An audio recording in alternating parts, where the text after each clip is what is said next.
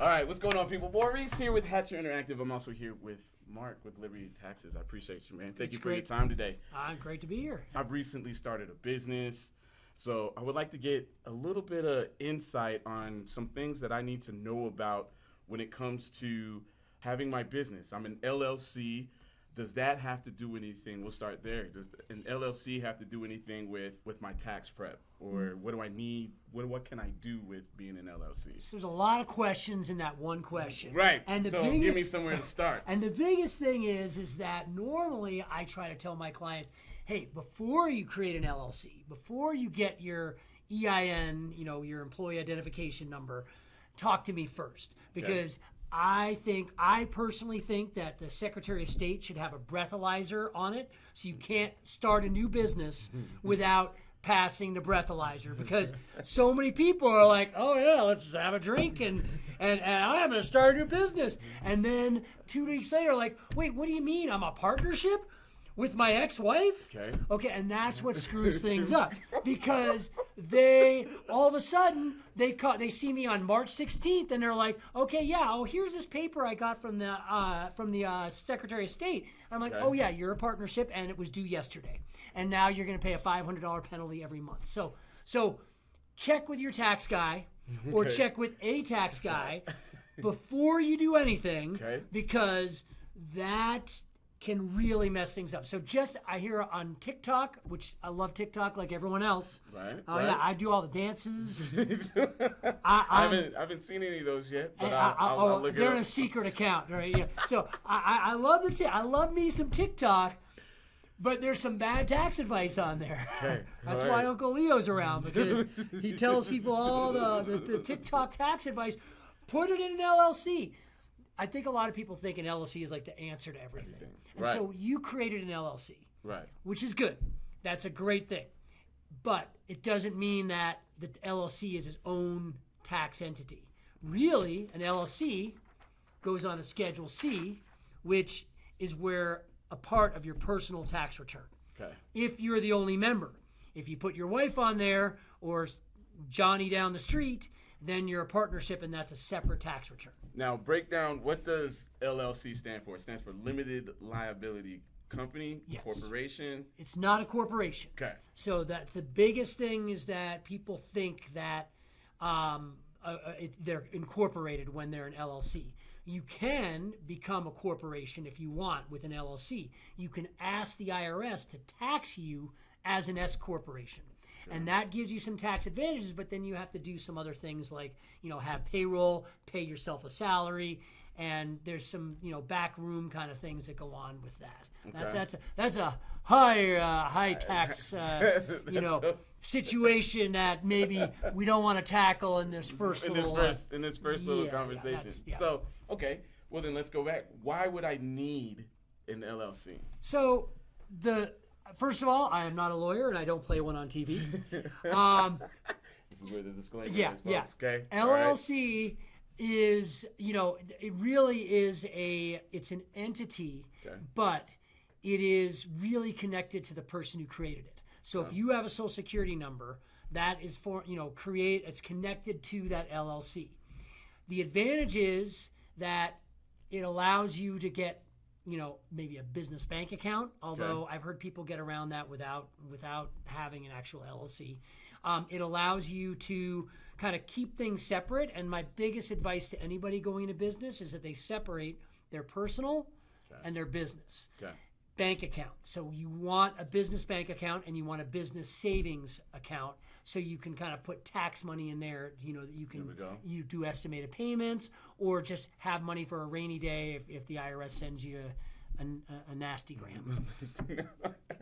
I've heard of different things, like you mentioned S Corp and some of those. We don't need to break down what each of those do, I guess, but why would I need an LLC versus an S Corp versus those? Can you break down any of the basics of those entities, maybe? So a Schedule C, the thing about a Schedule C is like you put all your income in, and then you write off your expenses like advertising, legal and professional services for paying your friendly neighborhood tax guy as a deductible expense there. Yep. And you have, your tax and licenses, whatever. You write off all that. So you start with your income, then your expenses lowers down, then you have your profit. That's why it's called profit or loss from a business. Okay. Now, when you have that, you have a bottom line down here after your home office or whatever it is you're writing off. You have a bottom line. That, let's say it's $100,000. Let's just go $100,000. So if you have a $100,000 profit, you're going to pay income taxes on that. So you'll pay your normal income tax rate, but then you have to pay 15.3% self-employment tax on top of that. 15% of 100,000 is $15,300. That's right. So that would be an additional tax on top of. Yes, I knew you're a math genius. It's the only reason I asked you that question. Woo! It's close. I saw him sweat. I was like, let me get the calculator out. Let me do that. Okay. So you're paying an extra 15%, 15.3% on top of the income tax. And that's what people get confused by. They don't understand, well, why am I paying an extra 15.3%? It's because you're paying into Social Security, which is 12%, and then the Medicare, 3.3%, whatever, it's divided up somehow. I think it's like 14.9 and 3.2 or something, what the different percentages. Jeez. Okay. And that is, if you look at your W-2 when you're a working stiff, working for someone else, right, that money's taken out automatically. You don't have a choice to say, oh, I'll pay it later. Right. Which is, in a sense, what you're doing when you're self-employed, is you're saying, I'm going to pay Social Security when I pay my taxes. Right. And you either do estimated taxes to kind of avoid penalties, or you wait until you file, and then you're like, I owe how much? And then you're crying on the way back home because all that money you thought you made is actually going to Social Security and Medicare. So the S Corp, which is a long way to get around to where I was going to, an S Corp, you can say, all right, let's say I make $100,000. Okay. I am going to pay myself a salary of $50,000. There we go. And I'm going to give myself a paycheck. Now, it doesn't mean you're going to write yourself a check. And a lot of people think they should do that with their Schedule C. It's like, well, I only pay myself $5 a week. What's the bottom line down here? The profit is $100,000. That's what you paid yourself. You can't say, I left $999,095 in the bank account, so I don't want to pay taxes on that. Somehow the IRS, Maurice, the IRS doesn't like that. They don't buy it for some reason. So it's more of a paper transaction where you're telling the your payroll people that I'm paying myself this much. Okay. Now you just have to have the money when we do payroll for people, which we do. Mm-hmm. We just say you need to have this much for Social Security, this much for the the FICA, the Social Security, Medicare, this much withholding from your federal taxes as like you have withholding from your W-2, right, and this much from your for Colorado or whatever state you're in, okay, and this much going into unemployment, okay, and this much going into, depending on the situation, you might have workman's comp or something like that. And so there are all these little fees that go in. You just have to have that money available. It's all a paper transaction. You don't actually go to the bank and like, oh man, I got to deposit this check. Get out your phone and like click the check you're paying yourself. Right. You're taking money out of your bank account whenever you want, okay, owner draw or whatever. So, but $50,000 is already taken out the Social Security and Medicare. Okay. What about the other 50? Mm-hmm. That it's not subject to self-employment tax. Okay. So that other 50 is an owner distribution, and it adds $50,000 to your income. You still want to do estimated payments, but you're not paying the extra 15.3% on the second half of that salary. Okay. Now you have to have reasonable compensation, which is something that's debatable about what is technically reasonable. What if you could hire someone to do your job, mm-hmm, what you do, mm-hmm, what would you have to pay them? Right. And that's considered reasonable, but there's like court cases on this. So it's really up to the individual how much you want to say. I got some people say, oh yeah, I could find some guy to do my job for $5,000 a year. That's it. Maybe, but if the IRS asks to challenge it, and apparently there's going to be more money for, enforcing that part of it. Okay. All right. So going back, you mentioned expenses. What would be give me a few expenses that you can you can help write off. Everyone has a cell phone. Okay. You're probably going to have a certain portion of that you're using for your business. So, or you have a separate cell phone for your business alone. Okay. It used to be you could have a cell phone that was kind of like a business line, and then the landline was what was going to the office was the business line. You could only write off one. IRS understands that people use their stuff for more personal and business. There's kind of an intermingling, right? Okay. So you just have to have a good percentage of what percentage of my work is done on the phone. So you take your phone bill, let's say it's 50%, then your phone bill is $200, you get to write off $100 a month. Advertising. Everyone gets business cards. You do social media marketing. You pay for those Facebook boost ads or whatever it is. All those kind of things. That's advertising. You might have a website. You pay for hosting fees for that. Okay. You might, get flyers if you're old school, if you're a musician and you're posting flyers out and you want people to come see you. Commissions and fees if you're paying people to get you business. Okay. That's an expense. If you're, your car and truck, obviously you want to keep track of your mileage. I really think there's so many cool apps that you can use. I used Mile IQ when I was, doing a part-time vending business because it was great. I'd get in a car. The first time I started doing it, I had to remember to start it. Right. I'd drive 10 miles and then I'd be like, what's going on? So you have to really, what I like about Mile IQ, as soon as you get in the car and drive, it starts tracking your miles. And then business, personal, business, personal. Okay. If you have more than one business, you can even say business hold, it's going to that business. Contract labor, if you're hiring people to do gigs, you just got to issue 1099s if you're doing that. A lot of people forget about that part. That's not good. Okay, let's start there. Now, if we're doing contract work, or if I'm doing contract work, let's say I do hire a videographer or an editor, how much do I have to pay them before I have to start paying taxes? Or how does that whole entire thing, how does that work? So that's another kind of interesting question. I mean, there's rules about whether you're an employer or if they're an employee or a contractor. Okay. The bottom line is if you're a contractor, you really don't have a lot of micromanaging. You don't have them check in. They're not being, you might pay them by the hour, but you're not telling them they have to be here at this time. Right. They're not using your materials. They're using their own materials, their own stuff. Right. They're using their own machine. So they can do a Schedule C based on what you paid them. Okay. And then they might be, driving in their own vehicle. So if they're using your car and you're telling them where to go, they're using your equipment, and they have no expenses, they're probably an employee, and you probably need to set them up on payroll. But that's a legal question. Again, I'm not a lawyer, and I legal advice. Yes, I'm not giving any legal advice. I'm not giving out legal advice. No legal advice. Disclaimer. So you can, but if you pay them over $600 or more in one calendar year, you are required to issue them a 1099. If you go to Home Depot and pick up a different guy every day and you pay him $599, technically you don't have to issue him a 1099. But the problem is if I've had people come in and say, oh yeah, I had $20,000 of labor that I paid for contract work, but I didn't issue any 1099. So the IRS is to believe that you spent under $600 on a whole slew of people.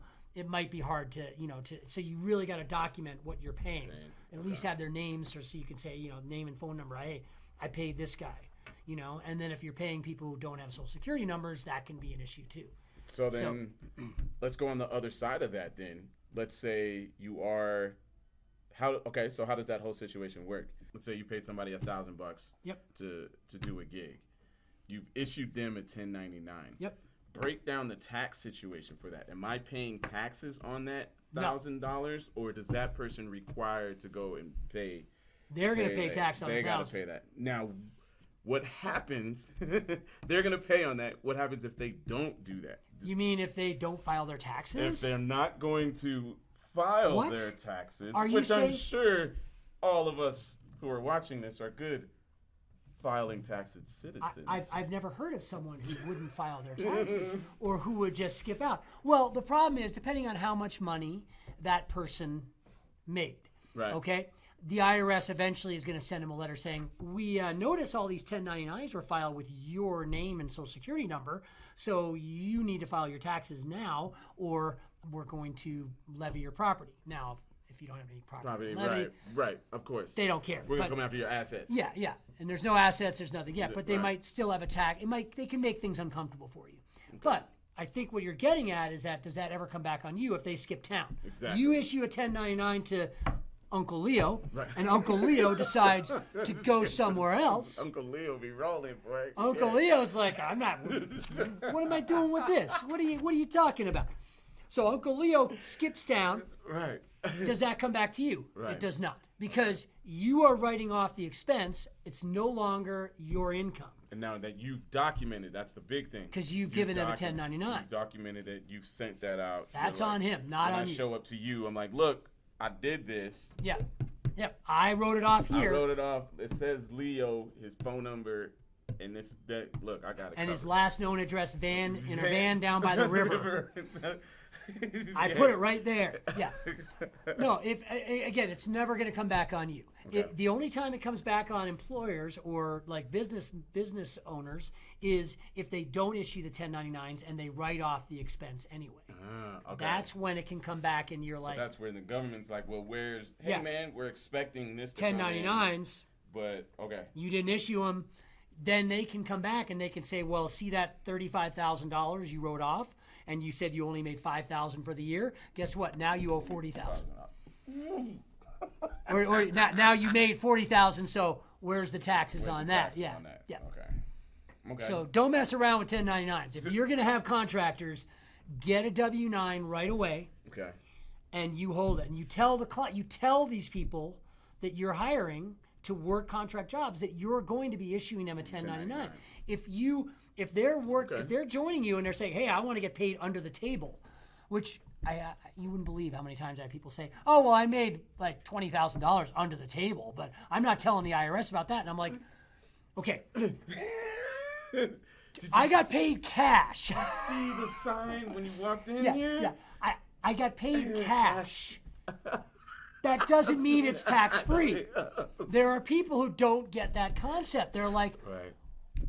But I got paid cash. Well, the law is if you got paid cash, you're reporting it. Just because the IRS doesn't know about it. Now, are they going to find you? Maybe not. Right. But if you're hiring someone to do a gig and you give them $1,000 and then, all of a sudden you're like, hey, I need your Social Security number. I'm going to issue you a 1099. They're like, no, you're not. I'm not giving my social. Then you have to decide, and this happens with babysitters a lot. They're like, well, do you want to write off what you paid them, or do you want to? Because you can say, for a babysitter situation, I paid this person, but they refused to give me their social, and you can get their name and address, even if it's in a van down by the river, whatever it is. You can give them the name and address, and then tell the IRS, and then the IRS can take care of it. But that person's probably not going to work with you again. Right. They're going to be like, I'm not. So you got to have good communication with your contractors that whether or not they're counting on getting a 1099 or if they're counting on, trying to be under the table. Right. And if you say that, well, I can pay you up to, $599, but once we hit 600, you've got to fill out this W-9. So you got to be, as a business owner, you have to be in charge of that. You got to be on top of that. Okay. So recap of some of these things. Definitely reach out to you if you're getting into or you're starting to get into a business. Reach out to your tax professional on understanding how the taxes may are going to work within to your business. Yep. Definitely. Okay. So I got a few more questions, but how do people get a hold of you? How do people find you? Well, I'm here at Liberty Tax at Broadway in Bellevue, 5150 South Broadway.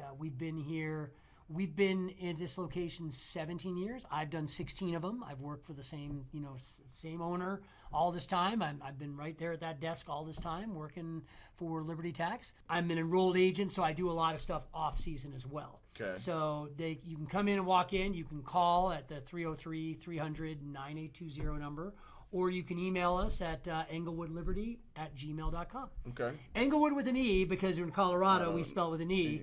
If you're in Los Angeles, it's I, right? Yeah. Right. I've gotten a lot of people. I sent it to Englewood Liberty. I'm like, how'd you spell that? Okay. With an I. So, all right. So what are some of the services that you offer? How do you help some of some of your clients, or talk about some of the product services that you offer. Well, we can handle anything like starting a business. So I will help people, for a fee. I will establish your LLC. I'll get you an EIN number, and then we can get you going on payroll. We have other services that aren't necessarily in this office, but we can offer any of that. We try to be a one-stop shop for any kind of financial interest that you have.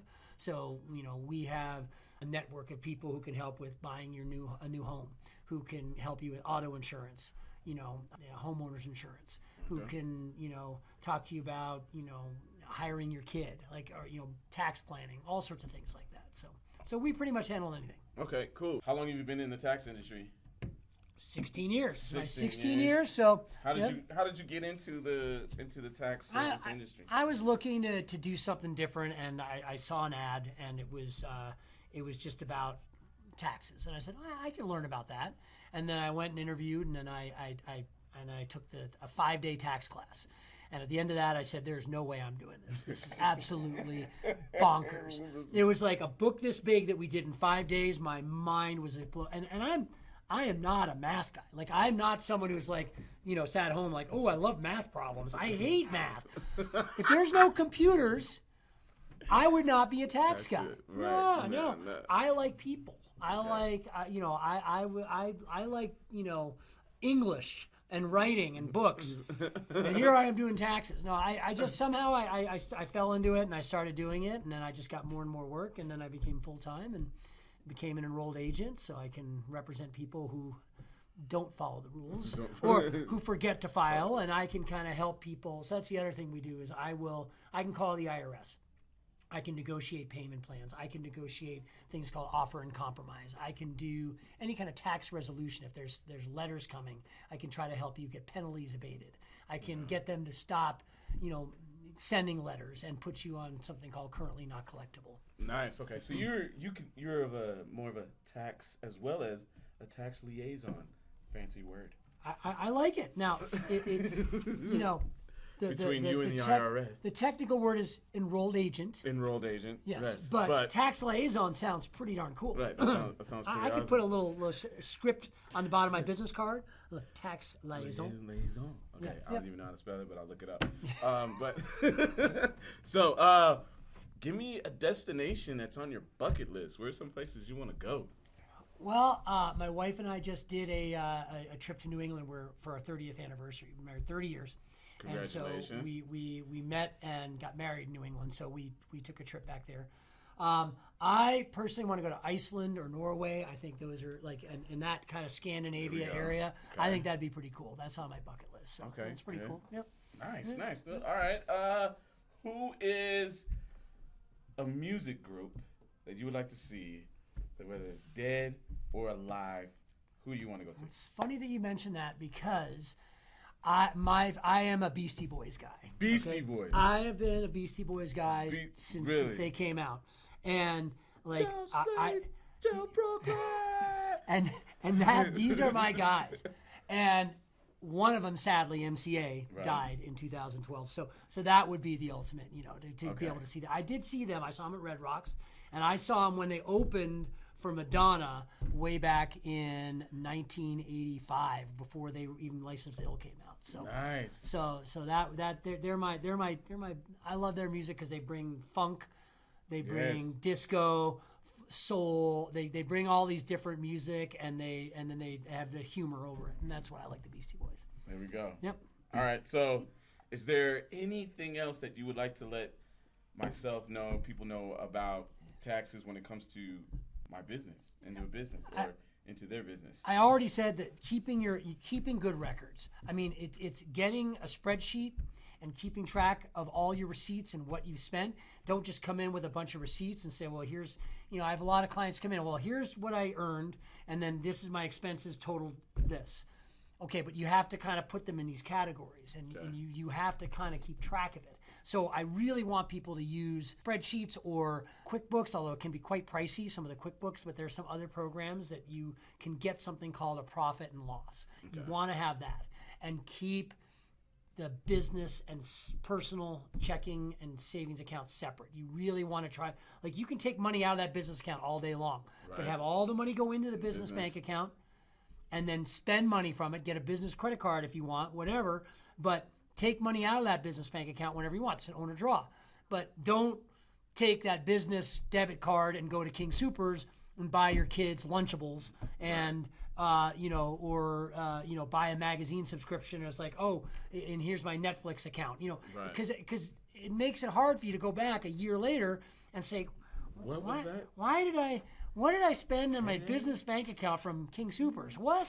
It's just it makes it harder for you.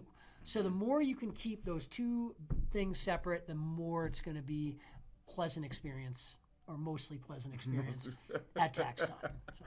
All right. Again, so how do we get a hold of you? So we're located at 5150 South Broadway in Englewood, right behind the Black Eyed Pea. We are the retail location. We're open all the time, even year-round when we're not during tax season. Also, you can call 303-300-9820. That's our store number. And you can email us at englewoodliberty@gmail.com. Spelled with an E, not an I. You're not in California.